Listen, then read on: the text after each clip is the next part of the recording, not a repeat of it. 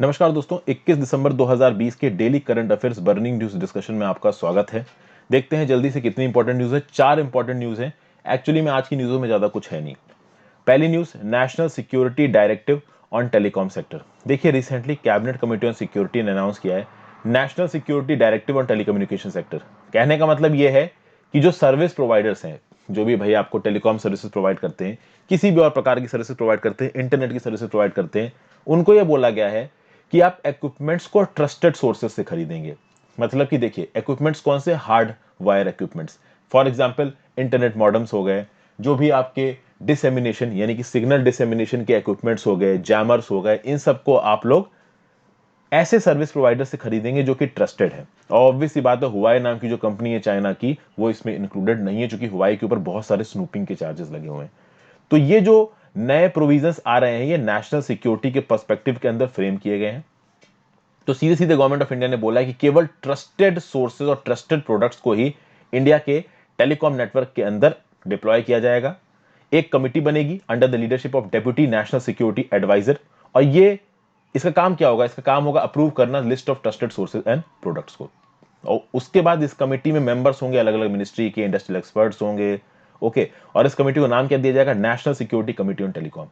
ऐसा क्यों जा रहा है? ऐसा इसलिए किया जा रहा है क्योंकि इंडिया में साइबर अटैक्स बढ़ते जा रहे हैं। इंडिया दुनिया की टॉप 3 कंट्रीज में आती है जहां पे सबसे ज्यादा साइबर अटैक्स देखने को मिले हैं। अभी क्या है ना कि इंडिविजुअल साइबर अटैक्स इंडिया में बहुत होते हैं, कोई बहुत मेजर स्केल का साइबर अटैक इंडिया में नहीं हुआ है। जैसे कि रिसेंटली ऑस्ट्रेलिया में एक बहुत मेजर लेवल का साइबर अटैक हुआ था, और ऑस्ट्रेलिया की सरकार ने बोला था कि most probably the attack has originated from China. But India में अभी उस लेवल का ऑटोमेशन नहीं हुआ है डिजिटल टेक्नोलॉजी से कि इस लेवल का साइबर अटैक किया जा सके। But individual cyber attacks India में होते रहते हैं। Ministry of electronics and information technology, मीटी का क्या बोलना है? पार्लियामेंट में इन्होंने बोला है कि अगस्त 2020 तक अगर बिजनेस एंटिटीज, गवर्नमेंट्स और सिटीजन्स को मिला लिया जाए तो 7 लाख साइबर अटैक्स हो चुके हैं। 2019 में इंडिया को साइबर क्राइम के चलते 1.24 लाख करोड़ का नुकसान हुआ है। तो जनरल स्टडीज पेपर 2 में चैलेंजेस टू इंटरनल सिक्योरिटी के अंदर ये चीज आपको काम आएगी। एक न्यूज जो और निकल के आ रही है वो है Nepal set to face fresh elections. Sunday morning को एक इमरजेंसी कैबिनेट की मीटिंग बुलाई प्रधानमंत्री केपी शर्मा ओली ने, जो कि नेपाल के प्रधानमंत्री हैं, और इन्होंने रिकमेंड किया कि भैया पार्लियामेंट ऑफ नेपाल को हम लोग डिसॉल्व कर रहे हैं और जनरल इलेक्शंस हम लोग बुला रहे हैं। देखिए, प्रधानमंत्री ओली जी के पास अभी मैंडेट है, उनके पास मेजोरिटी है वहां की पार्लियामेंट में राज करने के लिए। लेकिन कहीं ना कहीं प्रधानमंत्री ओली जी को बहुत प्रॉब्लम झेलने को मिल रही है, क्योंकि टेंशंस बहुत लंबे समय से चल रही हैं पुष्प कमल दहल की तरफ, जिनको प्रचंड कहा जाता है। अब 2017 में जब इलेक्शंस हुए तो दोस्तों, नवंबर 2017 में, उस समय पे 275 मेंबर की प्रतिनिधि सभा बनी थी। उस समय पे इन लोगों के बीच में कुछ मांडवली हुई होगी पुष्प कमल दहल और केपी शर्मा ओली के बीच में, कि आधे समय पे तुम प्रधानमंत्री रहना, आधे समय पे मैं प्रधानमंत्री रहूंगा। अभी केपी शर्मा ओली प्रधानमंत्री की सीट पे बैठ रहे हैं, उसके ऊपर हटने को तैयार नहीं हो रहे हैं। पुष्प कमल दहल, जिनको प्रचंड कहा जाता है, ये काफी फेमस है, काफी डोमिनेंट पर्सनालिटी है नेपाल की पॉलिटिक्स में। तो ये बहुत ज्यादा अपोज कर रहे हैं किसको? केपी शर्मा ओली को। तो अब केपी शर्मा ओली ने बोला है कि ठीक है भाई, एक फ्रेश मैंडेट की जरूरत है, फिर से इलेक्शंस कंडक्ट करवाइए और देखते हैं कौन जीत के आता है। अगले साल ये इलेक्शंस 30 अप्रैल और 10 मई को होंगे, मतलब 2 स्लॉट्स में ये इलेक्शन होंगे, ऐसा प्रेसिडेंट ने अनाउंस किया है। और देखते हैं कि भाई इलेक्शन में क्या रिजल्ट निकल के आता है, कौन सी पार्टी निकल के आता है, कितनी वो प्रो इंडिया होती है। जनरल स्टडीज पेपर 1 में ये चीज आपको काम आएगी। नेक्स्ट, यूके में एक और प्रकार का म्यूटेशन सुनने में आ रहा है। सबसे पहली बात तो यह कि अगर आपको म्यूटेशन जानना है दोस्तों, what is mutation in corona virus, और म्यूटेशन केवल कोरोना वायरस नहीं, हर प्रकार के वायरस में हो सकता है। तो आप YouTube में सर्च मारिए व्हाट इज म्यूटेशन मेरे नाम के साथ, वहां पे आपको वीडियो मिल जाएगी। वहां पे मैंने म्यूटेशन क्या है, वायरस में म्यूटेशन होता कैसे है, कोरोना वायरस का म्यूटेशन कितना खतरनाक है, और इससे पहले एक और म्यूटेंट वैरायटी निकल के आई थी कोरोना वायरस की, जिसका नाम था D614G। तो ये D614G म्यूटेशन वैरायटी में क्या हुआ था, उसके बारे में मैंने आपको बताया था। मैंने आपको बताया था कि एक वायरस के प्रोटीन स्ट्रक्चर को किस हद तक वो म्यूटेशन बदल पाएगा, इस बात पे डिपेंड करेगा कि वो म्यूटेशन कितना डेंजरस है। ज्यादातर म्यूटेशंस डेंजरस नहीं होते। यूके में रिसेंटली इन्फेक्शंस बहुत बढ़े हैं, लंदन जैसी सिटीज में लॉकडाउन लग गए। अब ये जो इन्फेक्शंस बढ़े हैं सार्स CoV-2 वायरस में, ये बेसिकली एक नए म्यूटेशन की वजह से बढ़े हैं, जिसका नाम है N501Y। अब जब नया म्यूटेशन आ गया तो लोगों के अंदर एक भय सा बैठ जाता है कि यार ये क्या चीज आ गई, ये क्या नई चीज आ गई। यहां पे बहुत सारे एक्सपर्ट साइंटिस्ट ने बोला है कि ये जो म्यूटेशन है ना N501Y, इससे डरने की जरूरत नहीं है। म्यूटेशंस वायरस में बहुत नॉर्मल है, क्योंकि होता यह है कि जो जेनेटिक सीक्वेंस है वायरस अपने आप को रेप्लिकेट करते हैं। वायरस आपके बॉडी में कैसे फैलेगा? एक छोटा सा वायरस आपकी बॉडी में आएगा, वो अपने आप को रेप्लिकेट करता जाएगा, आपकी बॉडी में बढ़ता जाएगा, आपको बीमार कर देगा। आपकी बॉडी का इम्यून सिस्टम बढ़ के उस वायरस को मार देगा, वायरस खत्म हो जाएगा। अब वायरस जब आपकी बॉडी में रेप्लिकेट कर रहा होता है तो वो एक पर्टिकुलर पैटर्न में रेप्लिकेट कर रहा होता है। जब ये रेप्लिकेशन का पैटर्न टूट के थोड़ा बदल जाता है, उसको आप बोलते हो म्यूटेशन। समझ गए?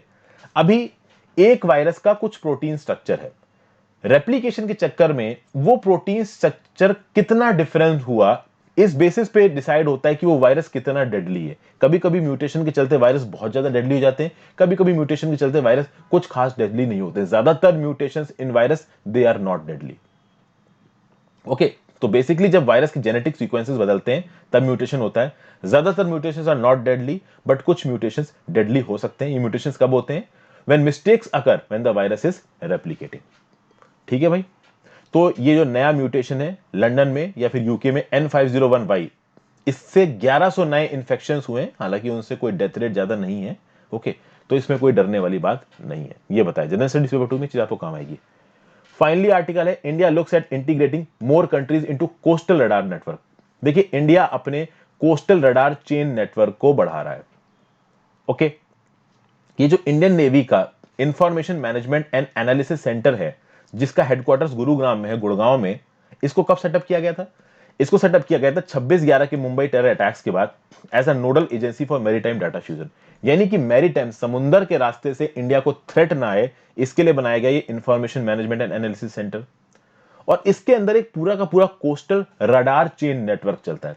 कोस्टल रडार चेन नेटवर्क में रियल टाइम मॉनिटरिंग करते हैं हम हाई सीज की। मतलब हाई सीज के रास्ते में क्या इंडिया के को कोई थ्रेट है, क्या इस हाई सीज के रास्ते से कोई अनवांटेड बोट या अनवांटेड व्हीकल इंडिया में एंट्री मार रहा है।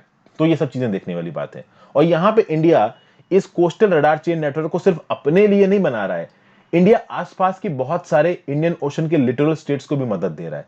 जैसे कि efforts are in advanced stages to set up coastal radar station in Myanmar, Maldives and Bangladesh. तो बोला जा रहा है कि मालदीव्स, म्यांमार और बांग्लादेश के वाटर्स में भी ये कोस्टल रडार स्टेशन स्टैब्लिश किए जाएंगे। और अगर आप बात करो तो मॉरिशस, सेचेल्स और श्रीलंका, ये 3 ऐसी कंट्री हैं जहां पे इंडिया अपने coastal radar chain network automatically पहले ही स्टैब्लिश कर चुका है। मालदीव्स, म्यांमार और बांग्लादेश में स्टैब्लिश करने की बातचीत चल रही है, थाईलैंड में भी स्टैब्लिश करने की बातचीत चल रही है। अब अगर आप बात करो दोस्तों, ये रहा इंडिया, तो इधर है म्यांमार, इधर है थाईलैंड, इधर ऊपर की तरफ है बांग्लादेश, यहां कहीं है सेचेल्स, ऊपर है आपका मालदीव्स, इधर है आपका मॉरिशस, सॉरी मॉरिशस यहां पे, मालदीव्स यहां पे। तो ये कंट्रीज इंडिया के ईस्टर्न और वेस्टर्न इंडियन ओशन में पड़ते हैं। तो ये इंडिया के इमीडिएट नेबरहुड में है। मैरीटाइम डोमेन में अगर इन कंट्रीज में overall coastal radar chain network लगा देता है इंडिया, तो इंडिया को अपना थ्रेट तो पता चलेगा ही चलेगा, इन कंट्रीज को भी थ्रेट पता चलेगा। यानी इन कंट्रीज की तरफ से कोई अनवांटेड वेसल इंडिया की तरफ आ रहा होगा तो इंडिया को इंफॉर्मेशन मिल जाएगी, इंडिया से कोई अनवांटेड वेसल इन कंट्रीज की तरफ जा रहा होगा तो इन कंट्रीज को भी इंफॉर्मेशन मिल जाएगी। तो ये सब बातें यहां पे बोली जा रही। तो ये जो कोस्टल रडार नेटवर्क बनाया जा रहा है under Indian navy's information management and analysis centre, ये इंडिया के लिए भी यूजफुल है, ये जो आसपास की कंट्री है उनके लिए भी यूजफुल है, और ओवरऑल इंडिया की सॉफ्ट पावर को भी बिल्डअप करता है और एक अच्छा कोहेजन इन कंट्रीज के बीच में बनाता है। तो ये इन्फो फ्यूजन सेंटर क्या है? At the navy's information fusion centre of the Indian ocean region, जिसको IFS IOR भी बोला जाता है, यहां पे मैरीटाइम डोमेन अवेयरनेस फैलाई जाती है हर कंट्री के लिए। और यहां पे 3 इंटरनेशनल लाइजन ऑफिसर्स भी जल्दी ज्वाइन करने वाले हैं। ये 3 international liaison officers France, Japan और यूएस के हैं। तो कहीं ना कहीं एक इंटरनेशनल एक्सेप्टेबिलिटी है इंडियन ओशन रीजन में अपने इंफॉर्मेशन नेटवर्क को स्ट्रॉन्ग करने की इंडिया की तरफ से। ठीक है, तो ये चीजें हैं दोस्तों जनरल स्टडीज पेपर 3 में, चीज आपको काम आएगी जनरल स्टडीज पेपर 3 में, सिक्योरिटी और डिजास्टर मैनेजमेंट में। तो ये था आज का एनालिसिस दोस्तों, थैंक यू फॉर वॉचिंग। ये थी 4 इंपॉर्टेंट न्यूज आज की, ज्यादा न्यूज है नहीं। अच्छा, जब भी मैं बोलता हूं ज्यादा न्यूज है नहीं, मैं ये मान के चलता हूं कि करंट अफेयर्स के साथ आप एडिटोरियल एनालिसिस भी देख रहे हो। एडिटोरियल एनालिसिस भी देखिए, क्योंकि बहुत से करंट अफेयर्स की डीप एनालिसिस मैं एडिटोरियल में कराता हूं। Thank you for watching friends.